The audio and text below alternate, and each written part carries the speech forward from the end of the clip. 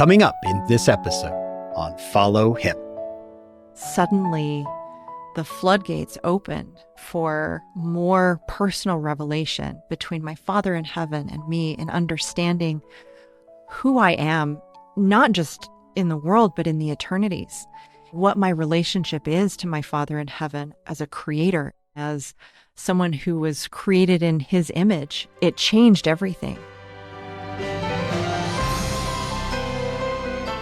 Hello, everyone. Welcome to another episode of Follow Him. My name is Hank Smith. I'm your host. I'm here with my co-host, John, by the way, who succors the weak, lifts up the hands which hang down, and strengthens the feeble knees. John, section 81, verse 5, one of my favorite verses. I really do think it describes you. No, I aspire to all that, but sometimes I just sit here and talk about doing that. Yeah, that's what, and we feel good, and then we go back to our lives. John, we are joined today by our friend, Dr. Eva Witesman. Eva, welcome back. Hi, it's great to be back. Thanks for having me. Eva, we are lucky to have you. Thankful that you would accept our invitation. Now, John, Eva, we are in sections 81 through 83 today. John, when you think, okay, we've got Missouri and Ohio, they're both established, but not all that old. The church is only 2 years old at this point. What do you think's happening to these saints? There's some temporal things they're trying to figure out, as we've talked about, some higher expectations for what they would find when they went to Missouri. One of the sermons in a sentence is that verse that I think the lesson's named after it. Unto whom much is given, much is required. It's one of those that's applicable today, applicable then. We get to see how that applied to what they were given right here in these sections. Right on. Eva, as you've prepared, where do you want to take us? Well, I'm excited to talk a little bit about that evolving structure of the church, the role of covenants in both spiritual and temporal preparation. But I also want to talk about various contexts. I want to talk about not only the context there in the 19th century America, but I also want to talk about our context today, how we read this in a global church. Also, I want to share a little bit of my experience as a woman in the church, how I experience some of the conversations that are happening right now in these early revelations, primarily to male leaders. Wow. That's wonderful. I love that, to bring that perspective. It's important to remember how new all of this is. We've gone over this many times, John, with our perspective, looking back with 200 years of experience, some of the things they're doing, some of the things they're struggling with, we're wondering, what's the problem? This is going to work out great, but they don't know that. I can't imagine the stress of having these two church centers so far apart and not be able to communicate with one another, how the Lord is helping them mitigate that. John, Eva joined us last year. I remember reaching out to Eva because I heard her BYU devotional. I listened to the devotional Women and Education, a future only God could see for you. I was so excited about it that I first sent it to my daughter, Madeline, and then I contacted Eva, hoping she would think about joining us, and she was so gracious. She accepted the invitation. Then I think I gave her the hardest lesson maybe to teach in the Book of Mormon, the topic that was so heavy. John, do you remember how well she did? Yes, it was those chapters in Alma, perhaps one of the most horrific scenes where Alma and Amulek have to witness martyrdom of women and children. Yeah, I totally remember that. That's tough stuff. I can't tell you how many people that I know personally came up to me and said, Eva Witesman was unbelievable. She just brought those chapters to life for me. Eva, the expectations are high. I don't know what to tell you, but oh, no pressure. You did that to yourself. Yeah. Thanks for that. Yeah. Looking forward to it. Now, we encourage everybody, we'll link it in our show notes. Go back and listen to Ava's episodes on Alma 13 through 16. But John, there might be a few people who didn't hear Ava last year. What do we know about her? Is she still a member? Do we know that? Yeah, in good standing. Okay. Eva Witesman, she's the director of the Ballard Center for Social Impact in the BYU Marriott School of Business. This is fun to read. She's an expert in strategic planning and evidence-based innovation. Her work focuses on public and nonprofit sectors, seeking to improve public outcomes through data-informed management. She and co-editor Curtis Child, they recently published an edited volume called Reimagining Nonprofits, Sector Theory in the 21st Century. That was through Cambridge University Press. We're excited to have her because she's going to bring a perspective to this that I think is perfect. Eva, thanks again for coming. I'm really looking forward to walking through these sections with you. Compared to some of the other lessons we've had, there's not a lot of verses to cover. Well, that might be kind of nice, although I have a feeling they expand. They really do. It's 37 total verses across the 3 chapters. Chapters 81 and 83 are very short with 7 and 6 verses each, but there's a lot to talk about here. Yeah. Let's start with the Come Follow Me manual. Here's what it says. Like John mentioned, the lesson is entitled Where Much is Given, Much is Required. Here's the opening. In March 1832, the Lord called Jesse Gauss to be a counselor to Joseph Smith in the presidency of the high priesthood, now called the First Presidency. Section 81 is a revelation to Brother Gauss about his new calling, but Jesse Gauss did not serve faithfully, so Frederick G. Williams was called to replace him. Brother Williams' name replaced Brother Gauss's name in the revelation. That may seem like a minor detail, but it implies a significant truth. Most revelations in the Doctrine and Covenants are addressed to specific people, but we can always seek ways to apply them to ourselves. When we read the Lord's counsel to Frederick G. Williams to strengthen the feeble knees, we can think of people we might strengthen.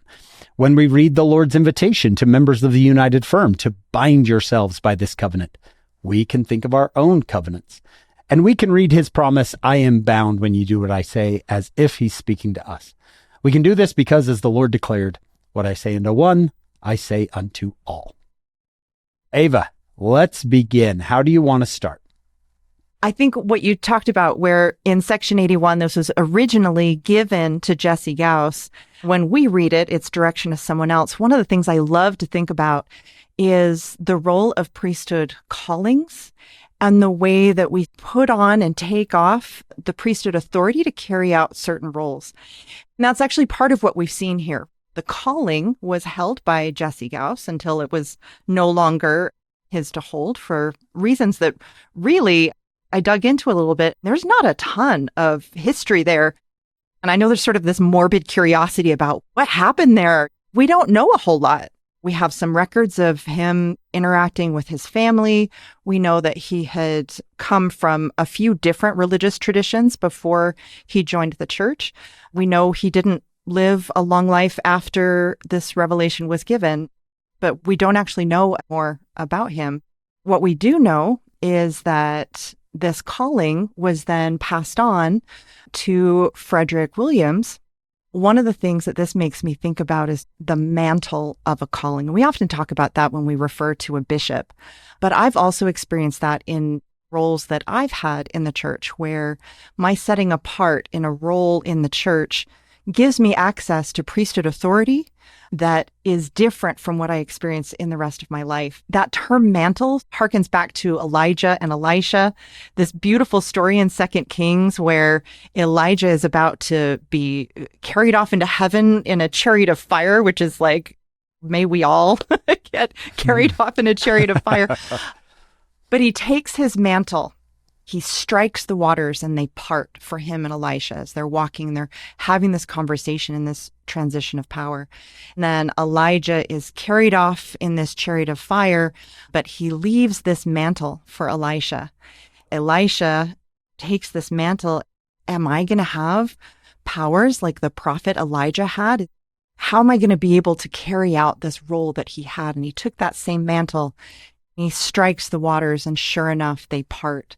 I think about this mantle of a counselor in the presidency being passed from one man to another.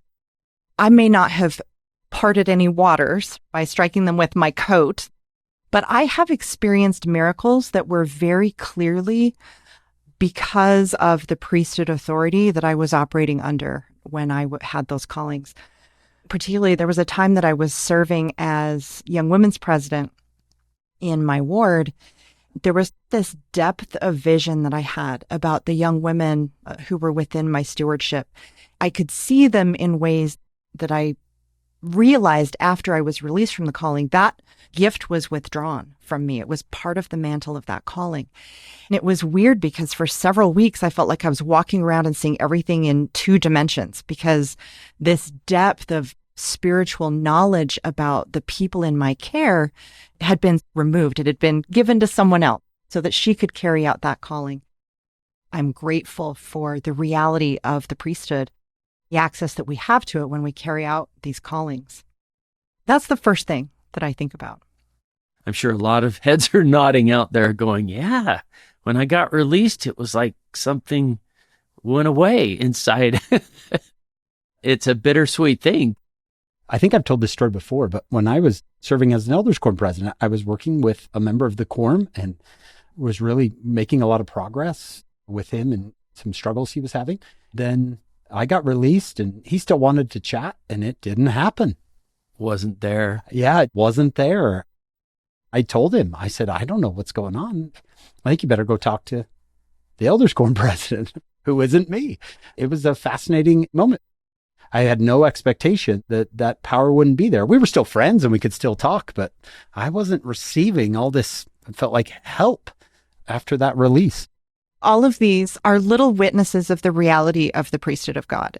I really want us to always come back to what that means, because we're in a place now where in our wards and in our stakes, the priesthood is all around us. We experience it and its power so regularly that sometimes you don't even notice the blessings when we have those moments to say, oh, I can actually see, and maybe this is the scientist in me, I can see the difference with it and without it.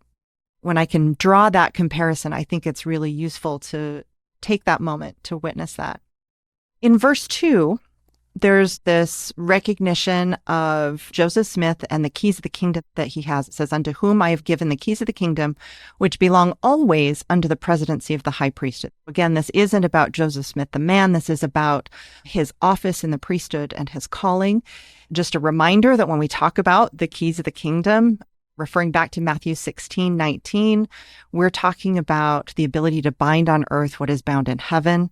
It's all of this authority to exercise the priesthood of God and the power of God on earth, which is not a small thing. Here we have the appointment of a counselor to him. And this is still kind of a new idea. Even much later under Brigham Young, we have records of meetings where people are talking about the counselors in the first presidency and how they're to be selected or appointed. There's still a lot of evolution in trying to figure out, what is this order? How are these callings to be made? How is this authority to be distributed? It's clear that the keys need to be passed through ordination. We know that much. We understand at this point about the sustaining that's necessary for those ordinations. But it's all still super new. This is one of the things I love about the Doctrine and Covenants generally. I love getting to watch these records of the slow evolution of our knowledge. I like to watch revelation happening, because it isn't this revelation of a perfectly clear plan that everyone knows how to follow right at the beginning. It's repetitive. It's patient. There are mistakes that are made. What I love about getting to witness that in the Doctrine and Covenants is that that's what it looks like in my own life. When I'm receiving revelation and I'm trying to follow God's will and I'm trying to find it, it's not usually revealed as a super clear plan, point by point. Sometimes there are real moments of clarity, but most of the time it's me receiving revelation, acting on what I think I've received, receiving correction or reinforcement. I love that it's a pattern. I love that I can see God in my own life and in the Doctrine and Covenants. You're exactly right. I can see the same thing in my own life. It's 2 steps forward, a step back, a step to the side. That didn't work. Okay, let's come back. Let's revisit that. It's not linear. It's sloppy. It's a little messy. It can be a little messy.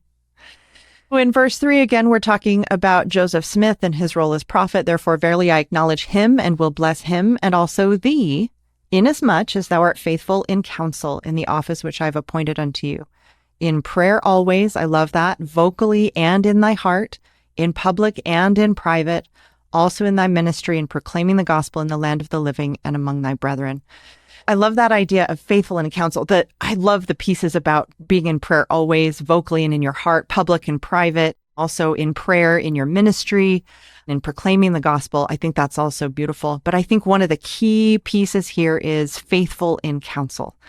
Thinking about what that means. This is not only a counselor now in this presidency to Joseph Smith, the prophet, but also the creation of the first presidency is the creation of a council.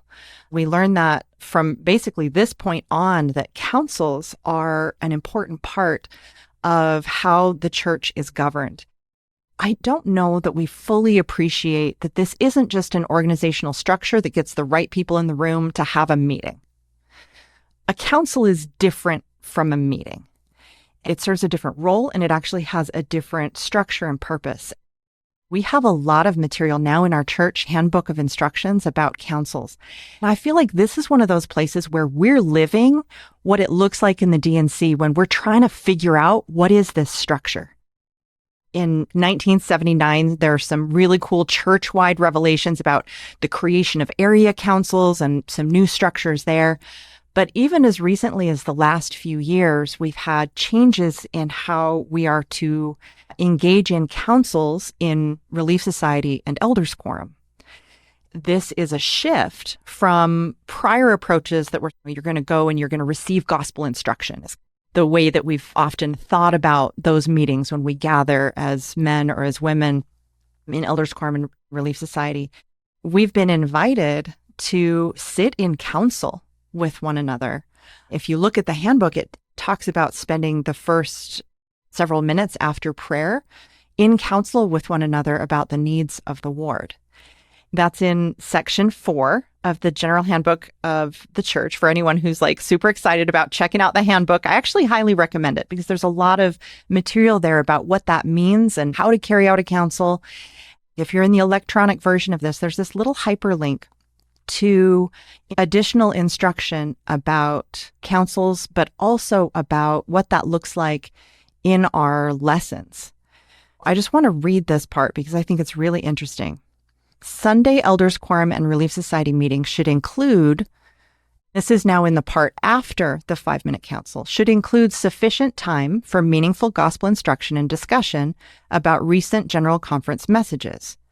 But an Elders Quorum or a Relief Society is not a class or a lesson.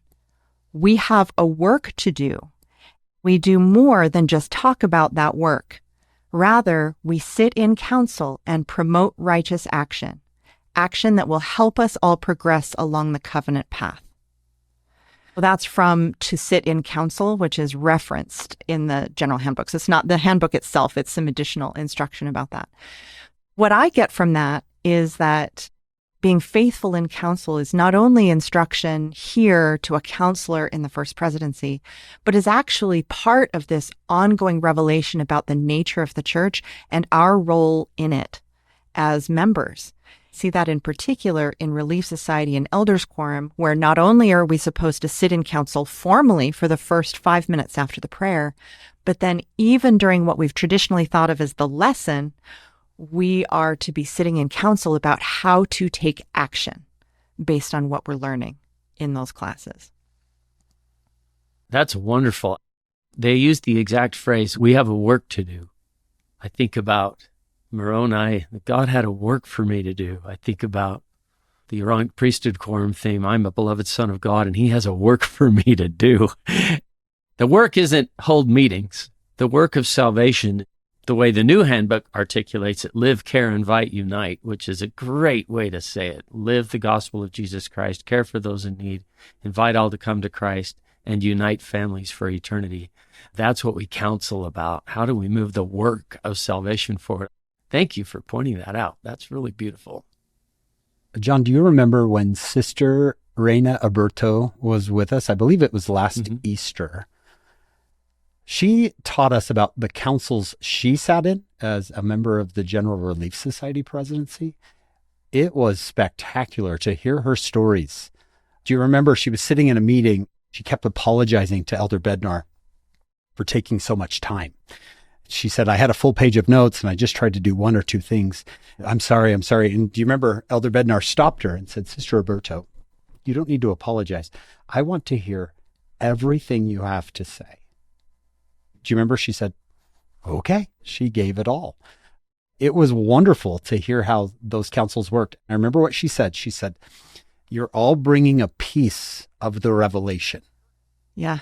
That's really interesting about the instructions that are given in section 4, because it actually talks about how the leader or the convener of the council should be doing a lot more listening than speaking. And that's actually their role, is to facilitate the council rather than to lead the council. It also encourages us to get as much of the business and minutia done outside of those council meetings. There's time and space for people to really lay out the experiences that they're having. It also suggests that you specifically seek the counsel of people who are maybe being a little bit more quiet. And it explicitly talks about seeking the views of women when women are sitting in council as well, like a ward council. If you think about a global context where women speaking, especially in formal settings, isn't necessarily the cultural norm, it's really important that in our church, that is to be invited. If it's not coming out naturally, it's to be specifically invited and sought after. If you're sitting in council with people and someone has been awfully quiet, there are a lot of reasons for that. Part of it might be cultural. Part of it might also be that they're a little bit more introverted, or maybe they're not a verbal processor. They like to think internally before they speak and be sure of what they're saying. One of the pieces of advice that I would give is to think about different ways of inviting that input that might better fit with the people and personalities that you're working with. Some of them may actually prefer to send you a text or an email with their thoughts. They may need more time to process than a quick, I'm going to lob you a question during the meeting, and we got to make a decision by the end of this session. Creating the time and space to really allow people to sit in council and to be faithful in council is an important piece of advice. I've talked to some people before who said, I gave up on the counseling spot. I was never heard. We all know that this president is going to just do what they want to do anyway. It's kind of the standard is we say what we want to do and then we just do what they want to do. Why counsel at all? That's actually part of why this phrase, faithful in counsel, is so important, because this isn't a revelation to the prophet Joseph Smith saying, hey, listen to the counselor that I've given you. This is actually a revelation given to the person whose role is that of the counselor. What does it mean to be faithful in counsel? I suspect it means don't give up. I suspect it also means help nurture that leader in their role.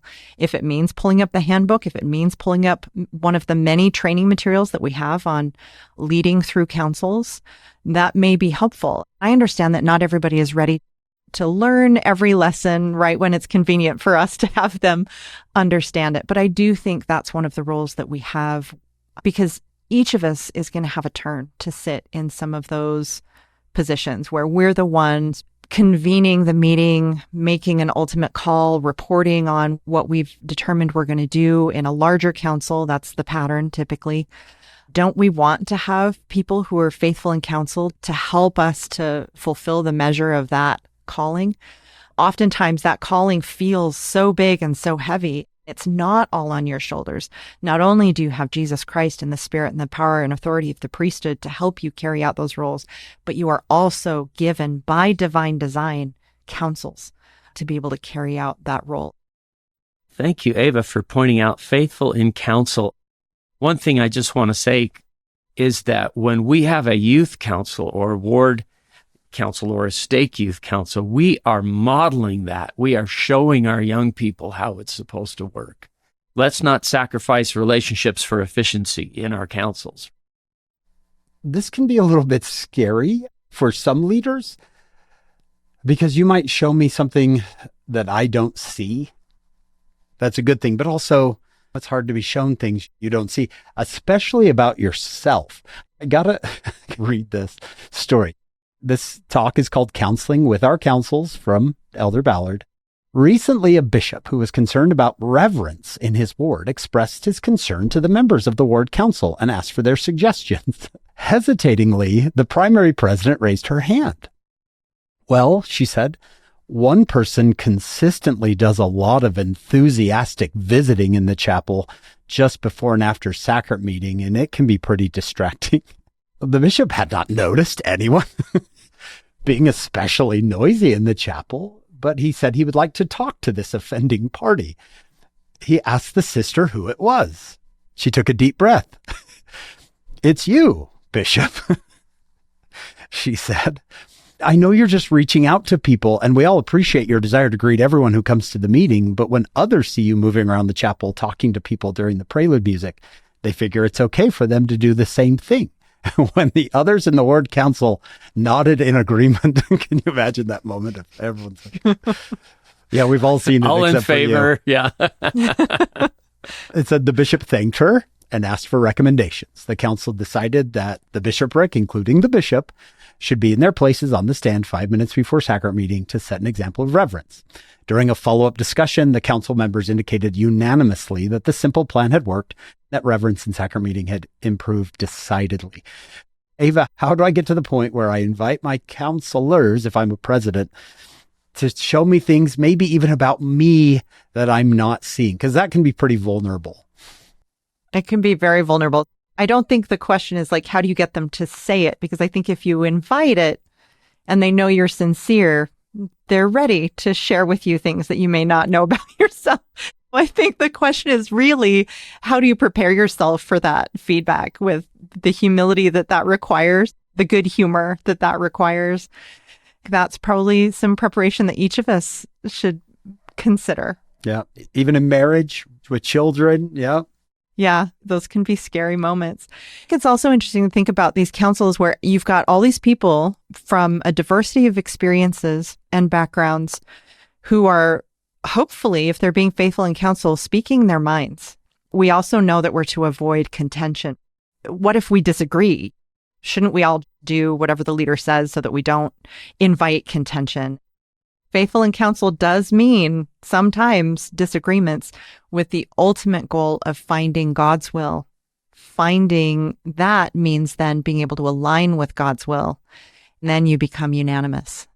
Each of us is going to come to that with different pieces, as you were talking about from Sister Aburto, different pieces of that revelation. We're going to need everybody's voice to be able to find what God's true will is for us. I remember Sister Aburto adding, when you have an idea, don't become emotionally attached to your idea. You put it out on the table. It's no longer yours. I can see that happening, especially with me. This is my idea. It's really good. And then the council doesn't take it. I'm now offended. I'm bothered that that wasn't the way the Lord wanted it to go. Maybe I should take it up with him. I think that's fantastic advice, because a lot of the challenges come when you're like, my way is the one true way, or my way is better, or my way is a reflection of me as a human being, or my value. If we can separate from that, then I'm hurt if you don't take my advice. But if we can sort of separate ourselves from that, really be engaged in the work, really be engaged in trying to find the will of God.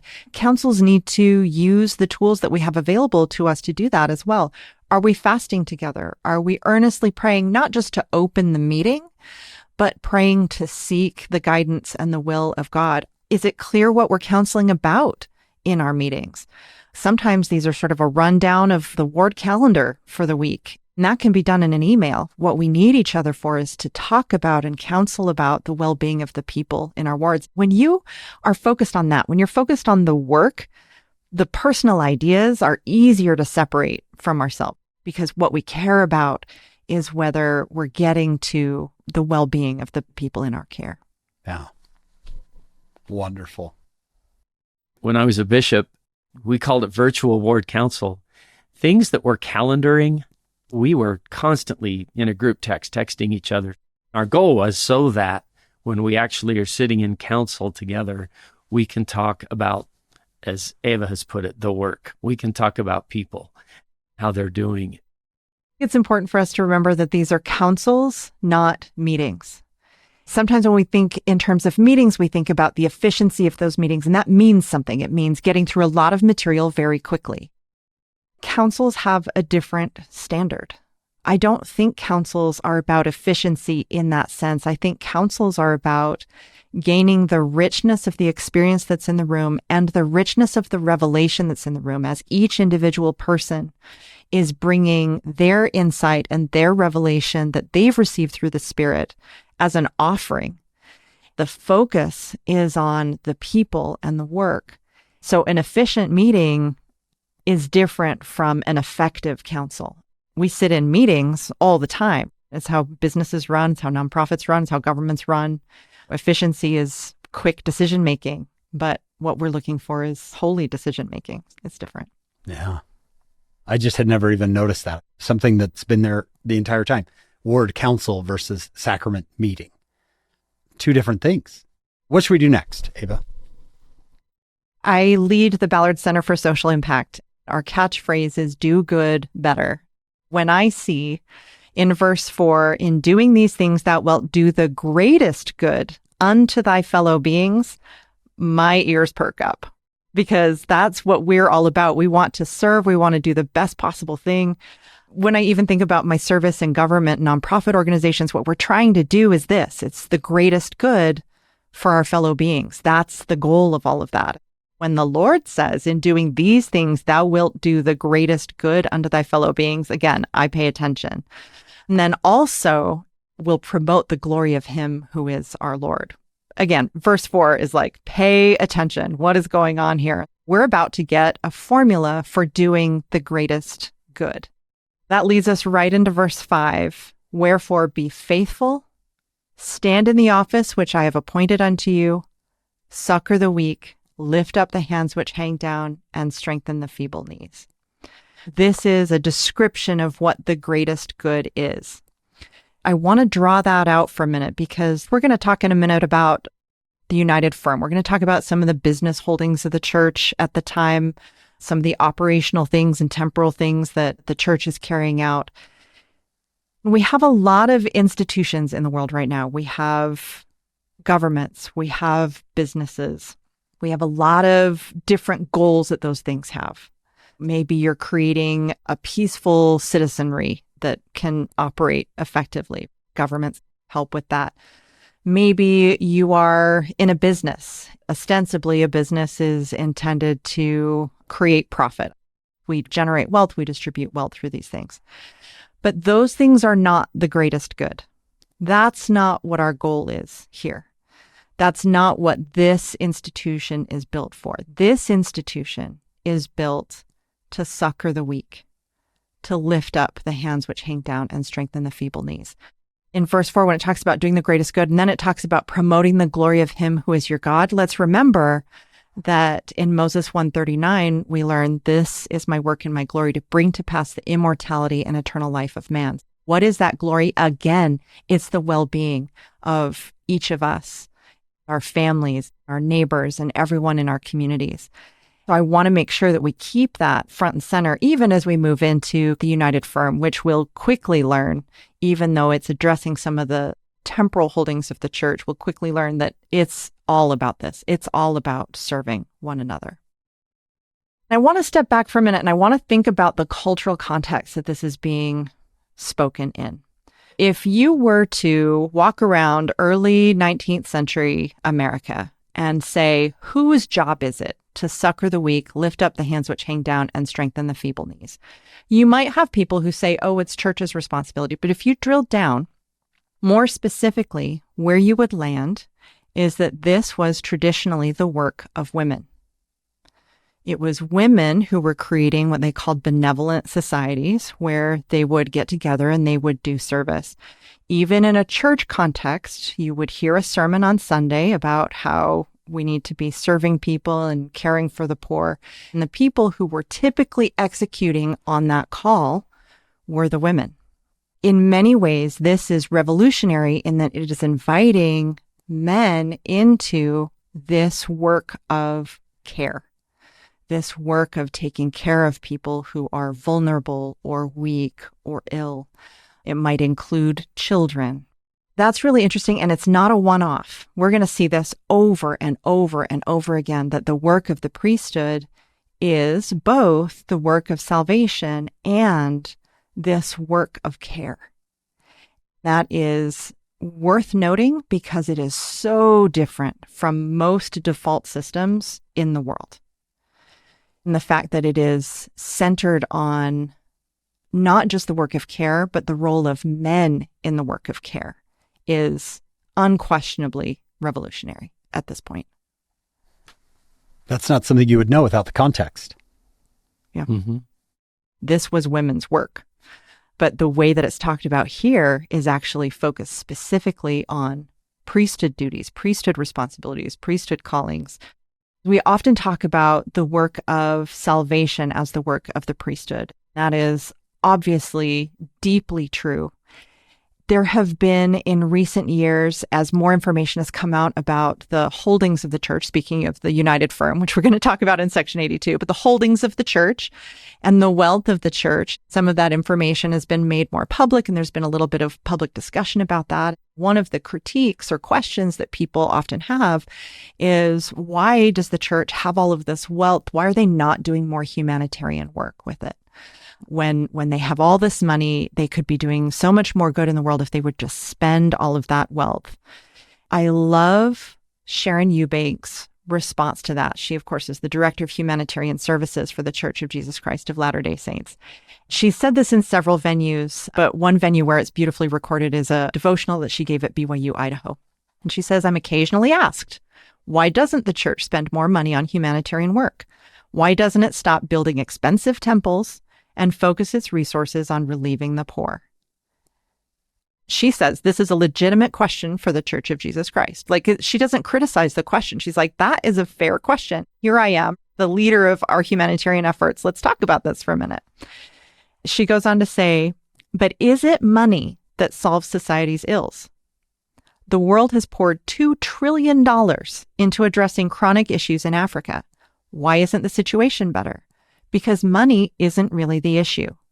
Lasting progress comes through trusted relationships, infrastructure, reducing corruption, and the ability of people to work together. Money doesn't necessarily create those things. They must be developed alongside the resources, and frankly, it is a much harder work. I will never discount the one thing this church does that lifts entire communities in rapid development. It invites men and women of all social classes and backgrounds to enter sacred buildings and make the most binding and important promises of their mortal lives. In those buildings, they promise not to steal or lie. They promise to be faithful to their spouse and children. They vow they will seek the interest of their neighbors and be peacemakers and become devoted to the idea that we are all one family, all valued and alike unto God. If those promises made in holy temples are kept, the greatest charitable development on the planet is for people to bind themselves to their God and mean it. So thank goodness the church builds 335 temples and counting. It is the greatest poverty alleviation system in the world. The most important thing you can do as a humanitarian is to keep your covenants with God. It's the same work. This is what we see over and over and over again when we are engaging in our efforts at the Ballard Center to help lift people out of poverty. It's not something that you go in and you pay to do. In most cases, poverty is actually a breakdown of society, social networks, and people that you can rely on. It's the absence of family that you can turn to in a hard time, and the absence of a community that you can count on to step in when your family can't. That's what poverty is. It's not just about a dollar amount or a wage. It's more about the ability to access a community. When we think about the covenants that we ultimately learn about in the temple, we think about the ways not only that we give of our wealth and our substance, but we think about the ways that we create covenant communities. That's actually what is going to carry out all of the humanitarian aims that we have. So these aren't two separate works. It's not the temporal work of helping the poor and those in need, and then the spiritual work of salvation. Those are one and the same. I noticed in Isaiah, this is 2 Nephi 12 or Isaiah 2, talking about the temple, we would say, Isaiah says, come to the mountain of the Lord's house. We will learn of his ways. We will walk in his paths. Then look at the analogy he makes. He says, those who go to the temple beat their swords into plowshares and their spears into pruning hooks. I think of plows and pruning. That's feeding people. I'm growing food. I go in with a sword. I go in with a weapon of destruction, and I come out with a plow, a weapon of production. Same with a spear and a pruning hook. I wonder if Isaiah is saying the same thing that Sister Eubanks said, and that you're saying, Eva, is a temple creates, hopefully, someone who comes out and wants to bless lives, wants to lift people out of poverty. So in that way, a temple is a good investment into feeding, because people are supposed to come out ready to feed others. It's all centered in ministering. We get these ideas about serving in far-flung places because we see images of the great suffering that's happening around the world. That's true. There is great suffering in the world, and it needs work to alleviate.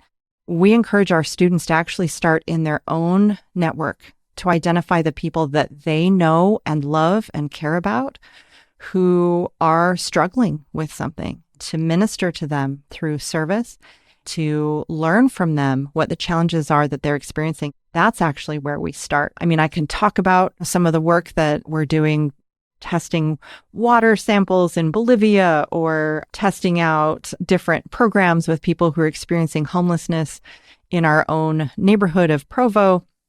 But really, the revolutionary ideas are that best way to achieve change in the world and to help alleviate suffering is to strengthen our own networks, then to use the skills and tools of social impact to improve not only that individual's life, but the systems and programs that are affecting them and other people like them. So we work out from the one.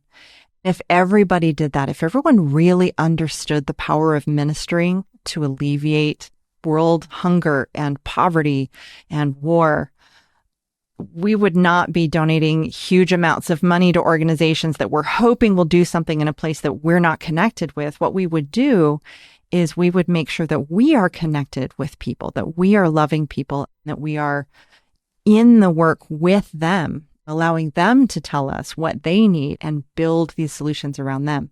I can talk about cool projects that our students are involved with and big organizations. We have them, all the big names, we're engaged with those, but that's not the core of what we teach. The core of what we teach is that you solve these problems by beginning with ministering. Right around you. I was thinking, Alma, the elder at the Waters of Mormon, how much of being baptized was actually about others. Will you mourn with those that mourn? Will you comfort those who stand in need of comfort? It was, you're becoming God's people, but you're becoming in a group where you're going to look around, see how you can help, or ministering, as you called it. Wow. Eva, you think like C.S. Lewis. The Screwtape letters, both of you know, is where a devil is actually writing about how to ruin a human being, take him away from God. Before you quote the Screwtape letters, you really have to understand the context of it. Or Yeah. This is a devil saying to another devil, here's how you're going to take down this guy. Direct the malice in him to his immediate neighbors, who he meets every day. Thrust his benevolence out to remote circumference, people he does not know. The malice becomes real, and the benevolence largely imaginary. Exactly. One of the programs that we run at the Ballard Center is what we call the Ballard Labs. And this is where we test all of the models that we're teaching to make sure that they actually work. They can really achieve the kind of change that we talk about in uplifting people and serving them in their lives. We had initially assigned the students the issue of hunger. Let's go work on this problem. Let's focus on our new labs. They're all going to focus on hunger. The students had started in what's a pretty traditional approach. They had started to make relationships with organizations that were engaged in hunger, with populations that were experiencing hunger, building that collaboration. Well, we quickly decided that before we got too far with that approach, that what we'd really done was we'd started in the wrong place, because our own model teaches us that we should start with one person. And it should be someone that is in our own network. We came to the labs and we said, scratch the plan that we had started with because you guys aren't proximate enough to this problem. Most of you students don't know someone who's struggling with hunger. You're connecting in the traditional way, but we're trying to test our own models. Forget the hunger thing for just a minute in these labs, in this context. What we want you to do for this 1 week is we want you to go out into your own network and we want you to find someone who is struggling. And we want you to identify what their challenge is, what their problem is. And we want you to use all the tools that we've taught you about mapping systems, understanding the logic of a problem, but we want you to apply it to these problems that are within your own network. What was so beautiful was that we had students come back. Some of the students who were the most ardent critics of this pivot came back and would tell stories about people in their own networks, describe the challenges that these people had. Often it was like, I talked to this friend regularly, and part of the reason I talk to them regularly is that they often need to process this problem that they're experiencing and this hard time that they're having. But it never occurred to me to get into that space with them and help them work through that using all these tools that I've learned about how to solve social problems. The students who were the greatest critics of this approach of like zooming into your own network, focusing on a much more ministering approach, discovered that they could actually see whole big social problems from the vantage point of this one person that they loved.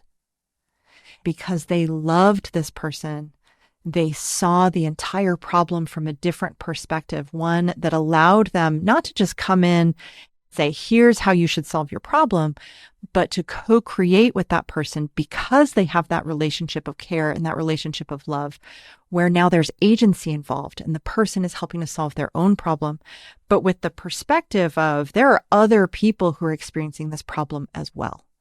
If we can solve this problem for you in your life, we can actually scale this in our community and help so many other people. I will tell you, it is the only way it will work. It's the only way it will work is if we have individuals in communities working together to solve the problems that they're witnessing in their own communities. And then a global network of people doing that kind of ministering is how we solve global problems. Eva, I've been touched by this. This is the work of the Lord. Succor the weak. Lift up the hands which hang down and strengthen the feeble knees. If you think of the ministry of President Monson, it's constant ministering one at a time. Eva, if you don't mind, I want to illustrate what you've just taught with a story. This is Mervyn Arnold, April 2004 General Conference. He tells this story. Brother Jose de Sousa Marquez was the type of leader who truly understood the principle taught by the Savior. And if any man among you be strong in the Spirit, let him take him that is weak, that he may be edified in all meekness, that he may become strong also. That's section 84 coming up soon. As a member of the branch presidency in Fortaleza, Brazil, Brother Marquez, with other priesthood leaders, developed a plan to reactivate those who were less active in his branch. One of those less active was a young man by the name of Fernando Araujo. Recently, I spoke to Fernando and he told me of his experience. This is now coming from Fernando's point of view. I became involved in surfing competitions on Sunday mornings and stopped going to my church meetings. One Sunday morning, Brother Marquez knocked on my door and asked my non-member mother if he could talk to me. When she told me I was sleeping, he asked permission to wake me. He said to me, "Fernando, you are late for church." Not listening to my excuses, he took me to church.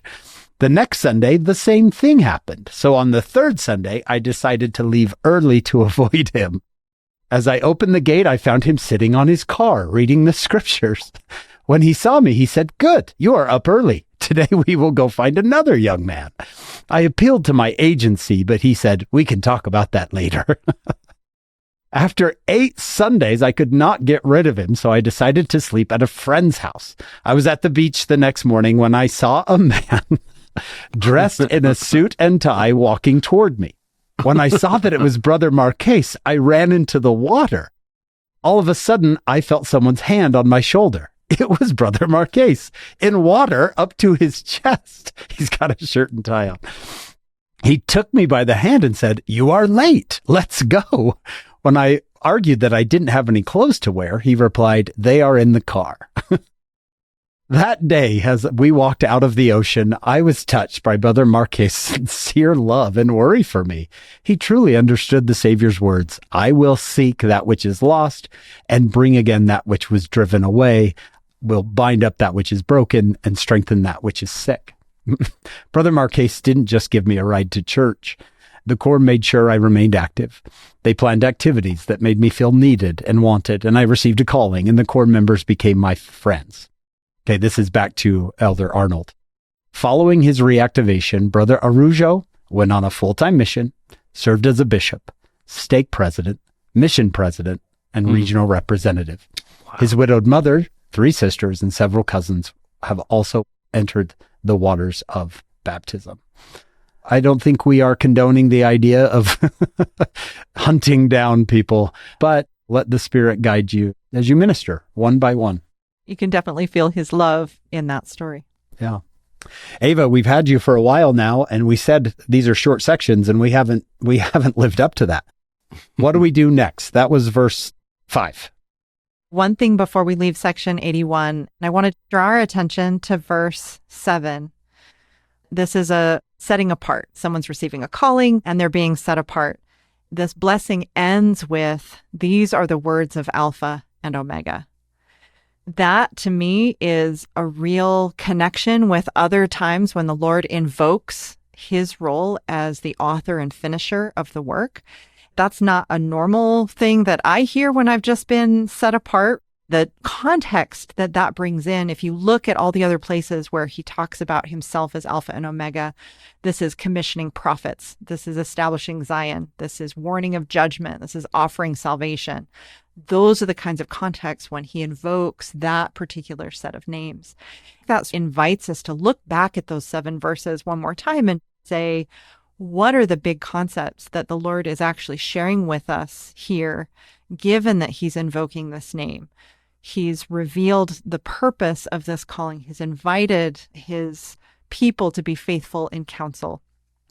He's also invited us to engage in the work of lifting others who are sorrowing and in pain. That is his work. Before we leave that, I want to take that moment to recognize who it is that's speaking, that even though it's just a few short verses, that we don't take it too lightly. Wow. The author and finisher. I like that. I notice, Eva, in section 82, we've moved locations. We have. Joseph Smith has made a long trip. Yes.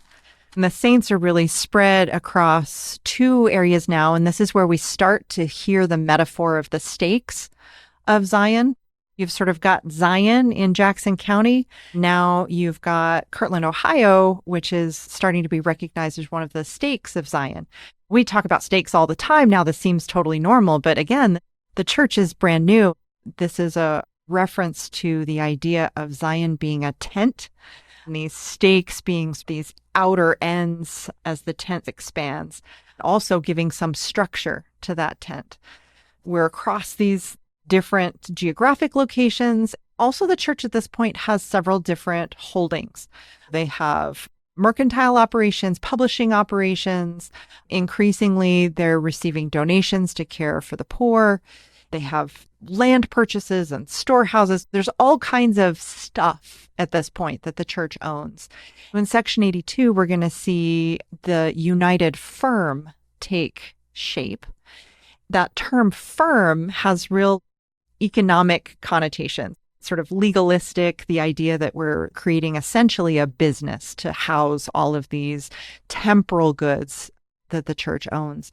But in section 104, we're going to see that term united firm is replaced with united order.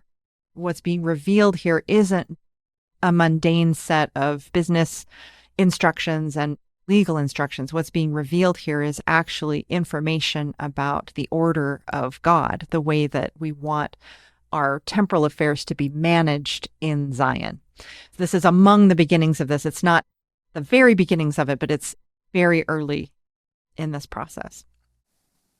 I'm really glad we're going to talk about this. What does a church do with its property? Those are really good questions. Yeah. So the united firm, now we've got stuff. What do we do with our stuff? Yeah. We can't forget, John and Eva, between section 81 and 82, it's a mere couple of millimeters for us, but it's like a 6-week journey to get to Missouri. No telephone lines, no texting. You lose the traveling between these sections sometimes because you can jump to the next one.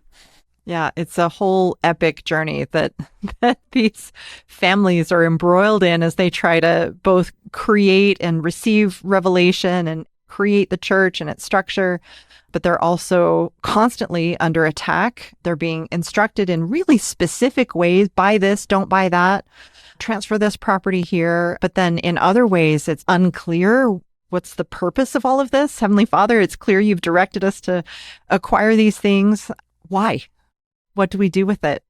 This chapter is really cyclical in that it begins and ends in kind of the same place. And it's not really where you expect it to be, especially if we're going to be talking about the property of the church. It begins and ends with the ideas of forgiveness and judgment, in particular, forgiveness and judgment as it relates to one another. Not God's judgment of us, but rather the way that we handle one another's shortcomings and our own shortcomings. That's an interesting structural thing. The other thing is that this section is so full of internal textual references. They're almost like footnotes. I'm not talking about the footnotes that are added through the indexing process, the little A, B, C. I'm not talking about that. I'm talking about words or phrases that are connections to other scriptures that deepen our understanding of what is being referenced in these verses. What we'll see is that this constantly leads us back to the teachings of Jesus Christ in the New Testament, especially his parables about stewardship. Okay, I'm excited. I want to see these.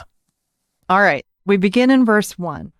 Verily, verily, I say unto you, my servants, that inasmuch as you have forgiven one another your trespasses, even so I, the Lord, forgive you. This obviously reiterates Christ's precious teachings about being forgiven of our sins, and that is something that he has made possible for us. But it also refers back to, be of good cheer, thy sins be forgiven thee. I forgive you, you are forgiven, which reminds us of the story that's told in Matthew, Mark, and Luke about the person who couldn't walk. He is brought to Jesus with the intent of healing his body. What Jesus does instead is forgive him of his sins. And then everybody's like, oh, this is blasphemous. It's the Sabbath. Who are you to forgive sins? So many ways that Christ is ruffling feathers by declaring this forgiveness. I, the Lord, forgive you. That's what's being said here as well, but also there's this added piece, inasmuch as you have forgiven one another your trespasses.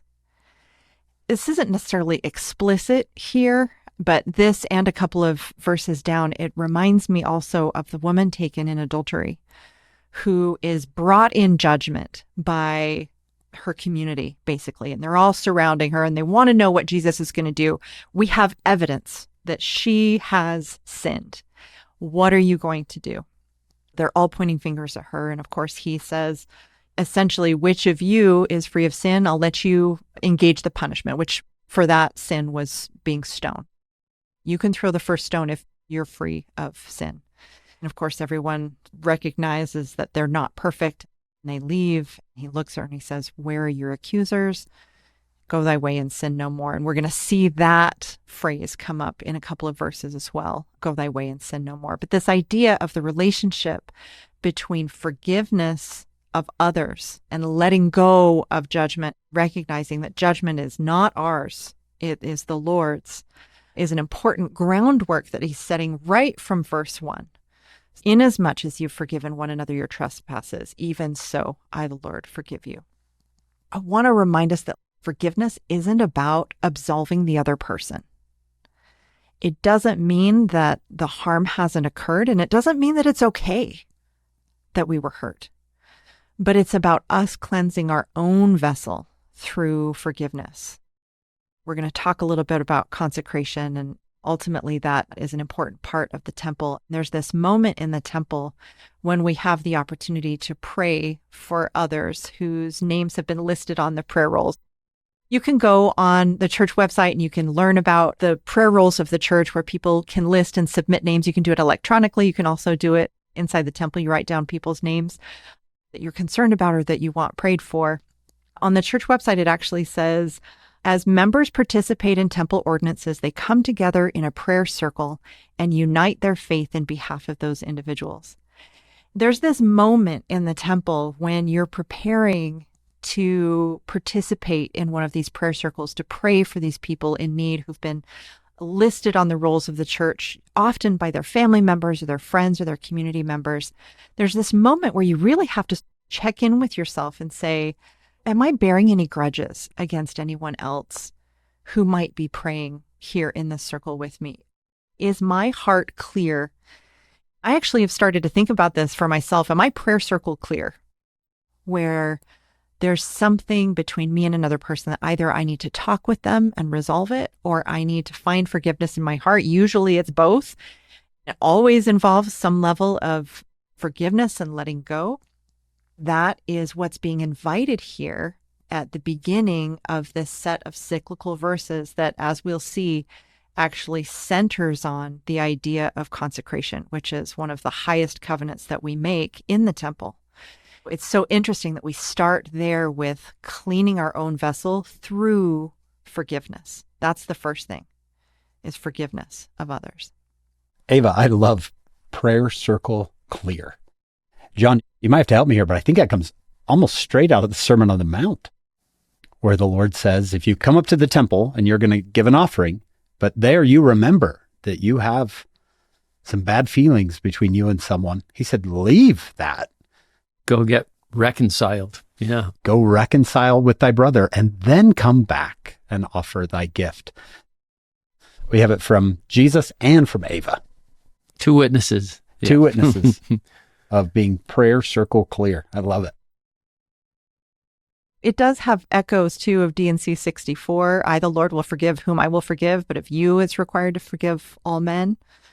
We usually sort of stop there, but it goes on to say, and ye ought to say in your hearts. I love this because it's instructions. Like, this is what you do instead. You ought to say in your hearts, let God judge between me and thee and reward thee according to thy deeds. Like, judgment is not mine, it is the Lord's. I will let that go. And it's so interesting that that comes first. That's verse 1. And then verse 2 says, nevertheless, there are those among you who've sinned exceedingly. Yea, even all of you have sinned. But verily I say unto you, beware from henceforth and refrain from sin, lest sore judgments fall upon your heads.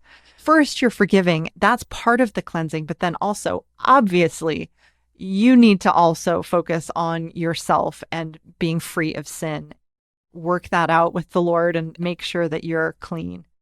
Because forgiveness itself is a necessary cleansing, just like being free of sin and repenting is a necessary cleansing. So we're cleansing ourselves as we prepare for these precursors to the law of consecration in terms of the temple and the covenants that we make there. That verse made me smile. There are some of you who have sinned. Actually, all of you. Actually, it's all of you. And isn't that just true? I mean, it's just true. I wonder if when they were listening to this, perhaps being read, you get to that point. Yea, even all of you. Is there a list coming? Is this going to get specific? Eva, do we go to verse 3 now? This one I remember from seminary. There are these amazing one-liners in here for of him unto whom much is given, much is required. And he who sins against the greater light shall receive the greater condemnation. That's one of those one-liners in here that I think people sort of reduce the section down to of like, all right, where much is given, much is required. But there's also, that's one of those little footnotes. It's not actually a footnote, but it's a reference to another phrase from Luke, which says, this is Luke 12, verse 48, for unto whomsoever much is given, of him shall be much required. There are a couple of stories in Luke 12, and the immediate context for unto whomsoever much is given, of him shall be much required is basically the story about a servant who knew that he was supposed to be taking care of things, didn't because he wasn't sure when his Lord was going to come back, but he was like partying instead, but he knew that he was supposed to be taking care of things and being a good steward. Because he knew, basically, he received a larger punishment. The story also talks about how if the servant had not known that that was his responsibility, he wouldn't have received such a bad punishment. That's all fine and good. But if you move earlier into Luke 12, there's this other story about stewardship that leads directly into that. It's a story about a person who is working their fields and their vineyards, and they have a really great harvest. So much abundance that it doesn't fit in the barn. He thinks to himself, well, what am I going to do with all these amazing goods? Now, remember, the context for section 82 is we have all these goods. What are we supposed to do with them? We're now connected with Jesus Christ's parable, and he's talking about this man who has more goods than he knows what to do with. And he says, oh, I know what I'll do. I'll tear down my barn. I'll build a bigger one. Then I can basically party, eat, drink, and be merry with all of this abundance that I have created for myself. Then in the parable, the Lord's like, haha, joke's on you, because he dies that night. It's over. He couldn't take any of that with him, right? We talk about you can't take it with you. Well, this is one of those circumstances. But in the end, what we learn from Jesus Christ talking about this parable is that he says, essentially, that you should have used all of these goods to bless the lives of others because you couldn't take it with you. And the idea that you should just store up more goods for yourself is not how to be a good steward of the things that you've been blessed with. The more commandments and covenants that you have available to you, the more accountable you are to those covenants before God. But if you expand out a little bit into this parable that Jesus Christ tells, that's also referenced in that same set of stories, then you also get this idea that when you're given much in terms of wealth or abundance, as was this steward, that is also required of you. So there's a double meaning there that becomes clear if you look at the direct teachings of Jesus Christ as relates to that particular line, the stories and parables that surround it. That guy talks to his soul. I say to my soul, that's my favorite. Soul. Let's party. Right? I totally want to do that all the time. Yeah. We do the same thing. When I've hit that story with my students, I'll say, how many of you have, we have too many shoes. You couldn't bring them all with you to BYU. They'll raise their hand. If your problem is you have so much stuff that you need bigger places, then this story is for you. This Luke chapter 12 story. Exactly right. Exactly right. I need bigger garages. That's my biggest problem. Yeah. Yeah. Again, this double meaning is going to carry through some of these other scriptures, both in the D&C and the parables that they refer back to. The double meaning, again, being we have spiritual covenants and obligations, but we also have temporal blessings and stewardships. We've got to carry that double meaning with us as we continue through these scriptures. We're going to move into verse 4. Ye call upon my name for revelations, and I give them unto you.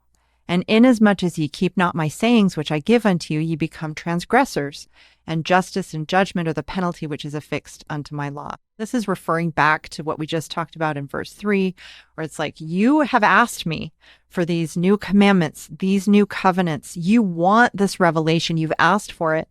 But these commandments and covenants come with obligations. If you don't live up to those obligations, then you're actually under a greater condemnation.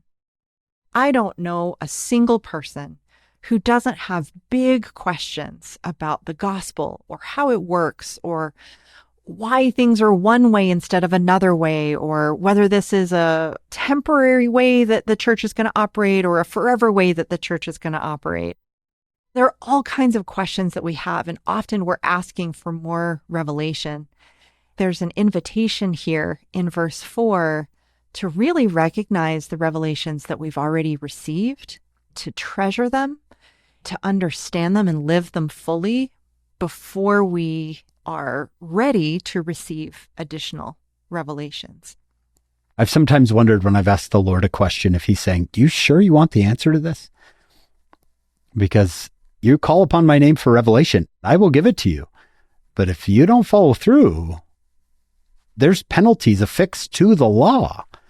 I wonder sometimes if the Lord doesn't hold back revelation, not because he doesn't want to give it, but he knows I'm not going to act. I also think in some cases, the structures that support those covenants and commandments need to be strong enough to maintain them. We talked a little bit about ministering. We talked a little bit about councils. These are things that I wouldn't say that everyone that I know, including myself, is fully living up to those obligations. Am I really ready for the laws that are built on top of those things? The counsel and the ministering is a structure on which additional revelation would be built. If I'm not ready to hold up that, my end of counseling together or my end of serving others or ministering to others, then higher laws are sort of counting on that almost as a prerequisite for me to be able to receive and endure and carry out any higher laws. Really, we've got to look inward at how diligent we are at maintaining what we have and caring for what we have in terms of the commandments and covenants that have already been revealed. That doesn't mean that I can't be curious or hunger for more things of God. Of course, that's a righteous thing to do, to want more revelation, more understanding. But sometimes the way to get there is actually to focus on what's been laid before us, to be diligent stewards of those covenants and commandments. Yeah. How often do we see that in Scripture? The Lord says, you did really well with what I gave you. I will make thee ruler over many things. John, doesn't he say the same thing to Moroni, where he said, I wrote down the vision of the brother of Jared. I was going to send it to you, but the Lord said, no, let's see what they do with what they have, and then we'll give them more. That seems to come up over and over in Scripture, Eva, doesn't it? Yeah, it really does. In some of the specific parables that we're going to see referenced as we continue through section 82. Like the parable of the talents. Let's see how you did. I'll give you more if you did well with this gift you already were given. Carol Stevens, who was at the time the first counselor in the Relief Society presidency, she gave a talk in General Conference in October of 2013. And the title of the talk was, Do We Know What We Have? And at the time, there were a lot of questions, especially in the U.S., around the role of women in the church, access to the priesthood and what that meant, how it was designed, what it looked like. And this is before some of the clarifications about women accessing the authority of the priesthood through callings that they held that was clarified by President Oaks, some of the other things that have been refined. So there was this real hunger at that point about 10, 11 years ago. She says, sons of God, do you know who you are? Do you know what you have? Are you worthy to exercise the priesthood and receive the power and blessings of the priesthood? Daughters of God, do we know who we are? Do we know what we have? Are we worthy to receive the power and blessings of the priesthood? She's really inviting that moment of reflection to say, am I stewarding the knowledge and the access that I already have as I ask for and am curious about and hungry for more? Several years later, President Nelson in April of 2018 talked about priesthood blessings in particular, the power that has been granted to the men who hold the priesthood to be giving blessings. And he says, some of our brethren act like they do not understand what the priesthood is and what it enables them to do. We know of brethren who set sisters apart as primary young women or Relief Society leaders and teachers, but fail to bless them with the power to fulfill their callings. They give only admonitions and instructions. And then he says, priesthood power has been restored to this earth. Stake presidents and bishops, please ensure that every member of the quorums within your stewardship understands how to give a priesthood blessing, including the personal worthiness and spiritual preparation required to call fully upon the power of God. This is now outside of that context of women and their access to priesthood power and authority. This is now also directly to the men saying, do you know what you have? And are you using this power that you've been granted? I know John's not. I am. John just struggles. So it's a real problem. We can all see it. Yeah. I saw a video once of some young people who had been asked, what happened when you were set apart for your calling? Not all of them, but a few of them were like, wait, did that happen? Is that a thing? Isn't it so funny how just because we do it often, frequently, that we sort of forget the gravity, the miraculous nature of this laying on of hands. When we're talking about section 81, we talked about the mantle of a calling and the power and authority that's coming with that. Just because it happens frequently doesn't mean that it's not magnificent and glorious. Taking a moment to really live fully within the blessings that we have, so we're not living beneath our privileges in that way. Particularly with our young people, Elder Neil Maxwell gave a talk called Unto the Rising Generation way back in 1985. He said, if our youth are too underwhelmed by God's work, they are more likely to be overwhelmed by the world. And then he referred specifically to the young men. He said, functionally, how many deacons and teachers' quorum presidencies consist of merely calling on someone to offer a prayer or pass the sacrament? Brethren, these really are special spirits. They can do things of significance if given a chance. I love it. That would apply to all of us. Yeah. To those bishoprics out there who are listening, we love you. We know, we know you're doing everything you can. Yeah. I remember talking to a bishop once. He said, they want us to spend more time with the youth, but everything in the handbook says that needs to go to a member of the bishopric. Every adult thing needs to go to a member of the bishopric. All right, Eva, what should we do? What should we do next? The next verses are a little yikes. So 5 and 6. Therefore, what I say unto one, I say unto all, watch, for the adversary spreadeth his dominions, and darkness reigneth, and the anger of God kindleth against the inhabitants of the earth. So Then continuing verse 6, and I want to emphasize this a little bit, none doeth good, for all have gone out of the way. Remember earlier, we were going to learn how to do the greatest good. Now it's this condemnation that none doeth good. This really draws out the idea that the earthly frameworks are and were broken. They're broken systems. This system that's being revealed, even though it's being revealed in fits and starts, the early members of the church were trying to figure out how to make sense of the revelation, how to live up to these privileges that were being granted to them. This restoration is necessary because all of the earthly frameworks are broken. None of them are doing the kind of good that the Lord wants for his people. I would actually get even more personal with that. The earthly frameworks have been, for me, one of the biggest challenges that I have to disentangle when I am perceiving the works of God. Things like internalized misogyny or patriarchy, these worldly systems of power, these worldly economic systems are not what God has in mind for blessing his children.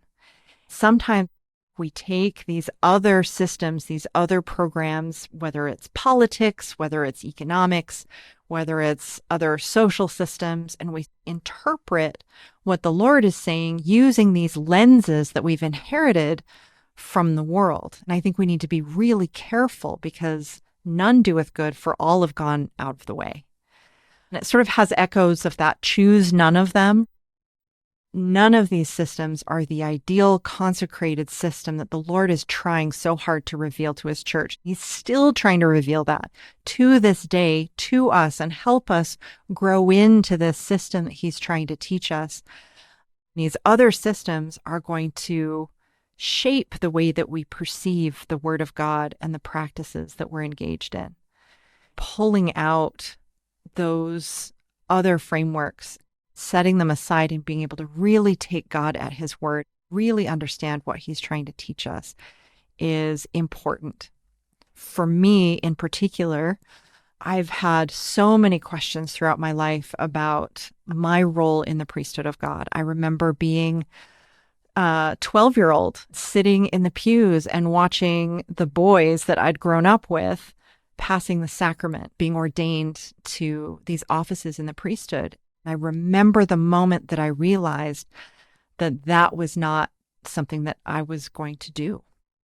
It was this really fascinating, as a 12-year-old, this fascinating, sinking feeling of being excluded and being left out. And there was a hurt there. That was the seed of so many questions that I carried into my adult life. When I talk about these other frameworks, one of them was this idea that if men have it, it must be better. That infected the way that I saw the priesthood for a very, very long time. It wasn't until I stepped back and I said, wait a minute, what if I didn't start with the presumption that anything male is superior? What if I set that worldly framework aside for a minute? And what if I looked at what I actually have and what I have access to, what it is to be a daughter of God? Suddenly, the floodgates opened for more personal revelation between my Father in heaven and me, and understanding who I am, not just in the world, but in the eternities, what my relationship is to my Father in heaven as a creator, as someone who was created in his image. It changed everything. If I could give one gift, it would be the ability to sort of drop scales from our eyes, these worldly frameworks that taint the way that we see and hear the Word of God. Beautiful way to take that verse.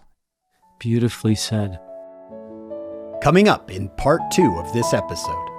Sometimes I hear people talk about this higher law of consecration and that it was removed and replaced with the 10% tithe that we all know and love so well. And that is demonstrably false. Yeah. I'll just be really clear about that. This is given as an everlasting model. It has never been revoked.